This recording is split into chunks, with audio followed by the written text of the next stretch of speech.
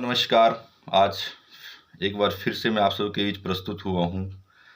दोस्तों, आज मैं जिस विषय पे बात करूँगा उस विषय पे आमतौर पे समाज में, हमारे वर्क प्लेस पे और आमतौर पे कहीं भी उस विषय पे चर्चा नहीं होती, और वो विषय रहेगा सुसाइड, आत्महत्या। दोस्तों, अगर हम भारत में देखें तो सुसाइड हर साल काफ़ी संख्या में होते हैं। तो ऐसा क्या कारण है कि एक ऐसा पॉइंट आ जाता है किसी व्यक्ति के जीवन में कि वो अपने जीवन का अंत करने का निर्णय ले लेता है। दोस्तों, जीवन का मतलब सिर्फ चढ़ाव नहीं है। जीवन का मतलब उतार चढ़ाव, ये दोनों मिलकर जीवन बनाते हैं। तो होता क्या है अक्सर कि जब ये डाउन फेज चला होता है, in some of the cases in the cases of some people's life, तो होता क्या है कि उस फेजेस में कुछ लोग गलत स्टेप्स उठा लेते हैं। दोस्तों, ऐसा क्या हो गया लाइफ में कि आपकी लाइफ में ऐसा कुछ हो गया जो आपके जीवन से ज़्यादा बहुमूल्य है, और वो ऐसा कुछ हो गया कि जो आपको जीवन अंत करने का आपको निर्णय लेना पड़ रहा है।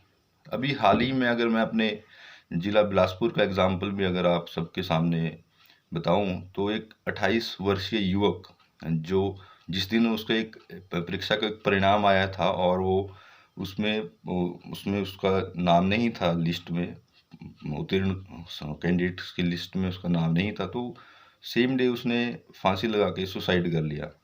तो दोस्तों, कई बार क्या होता है कि लाइफ में डिफरेंट टाइम्स पे different kinds of negative incidents हो जाते हैं। वो होने ही हैं, वो हर एक की लाइफ में होते हैं अलग अलग पॉइंट्स पे, कि कोई बड़ी इंटेंसिटी में हो गया, कोई कम इंटेंसिटी में हो गया। और वैसा ही वो जैसे परीक्षा का परिणाम आया, तो क्या होता है कि जैसे एक ट्रॉमा टाइप हम इसको बोल सकते हैं कि some time trauma happens in life in any वे।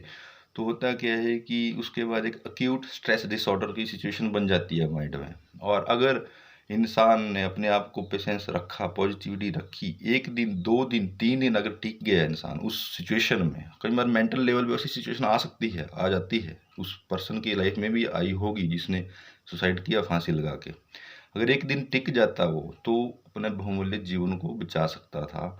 और इस तरह के निर्णय कभी भी जस्टिफाइड नहीं होंगे। मैंने भी वो एग्ज़ाम दिया था, हमने तो इस तरह का कभी हमारे मन में विचार नहीं आए। सबसे बड़ी बात है कि इंसान का मानसिक रूप से मजबूत होना बहुत ज़रूरी है। आप सफल बनिए, पर सफल बनने की जो रास्ते में अगर ऐसी समस्याएं आती हैं, तो उनका मतलब ये नहीं है कि आप ऐसे गलत कदम उठाने पे उतारू हो जाएं।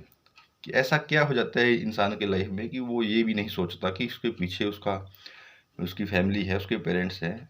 इवन ये जो बिलासपुर का जो मैं केस बता रहा हूँ, इस केस में तो इकलौता था ये लड़का अपने फैमिली में। तो दोस्तों, बात है इस गहनीय विषय पे विचार करने की, विमर्श करने की। और क्योंकि मैंने भी दिया था एग्ज़ाम, ये मैं कई बार लाइफ में एग्ज़ाम दे चुका हूँ, और मैं कुछ बार सफल भी हुआ हूँ, कई स्टेजेस में आगे जाके रह भी गया हूँ। पर हम हिम्मत नहीं हारते हैं, और हम किसी के प्रेशर, ऐसा कैसा सोसाइटल प्रेशर हो गया कि लाइफ से ज़्यादा इम्पोर्टेंट हो सोसाइटल प्रेशर हो गया। कुछ लोगों को तो काम है बैक बाइटिंग करना, उनको करने दीजिए, doesn't matter, it doesn't effect us at all. मुझे तो किसी का कोई ऐसी परवाह नहीं होती। हम तो अपने परिवार की बातों को ज़्यादा सीरियस लेते हैं। बाहर कोई अगर पॉजिटिव बात करता है उसको हम रिगार्ड देते हैं, और जो हमें लगता है कि ये इंसान खुद ऐसे ही हवाई फायर चला रहा है और नेगेटिविटी क्रिएट कर रहा है, तो उसको हम नज़रअंदाज कर देते हैं। सिंपल सा रूल है हमारा। पर मानसिक रूप से मजबूत होना बहुत ज़रूरी है। इसलिए मैं कोरोना टाइम से वीडियो बनाता आया हूँ। यही पर्पज रहता है कि लोग स्ट्रांग बने, पैसा कम कमाएं, ज़्यादा कमाएं, डजेंट मैटर। ये क्या होड़ चली है कि हाँ, ये उसको करोड़पति है, इसका घर ऐसा है, उसको ऐसी गाड़ी है। यार, तुम खुश हो लाइफ में, वो मैटर करता है यार। ये क्या तुम प्रॉपर्टी को कंपैरिजन कर रहे हो? ये करते हैं लोग, मैक्सिमम होता है, but these things should not occur in society. तो ये मैं इस टॉपिक पे बात करना चाहता था, और आगे भी मैं ऐसी वीडियोस बनाता रहूँगा, क्योंकि हमें तो कंट्रीब्यूट करना ही है पॉजिटिवली सोसाइटी में। हमें तो अवेयरनेस फैलानी है, और हम रुकने वाले नहीं हैं। इसी के साथ नमस्कार, जय हिंद, जय भारत।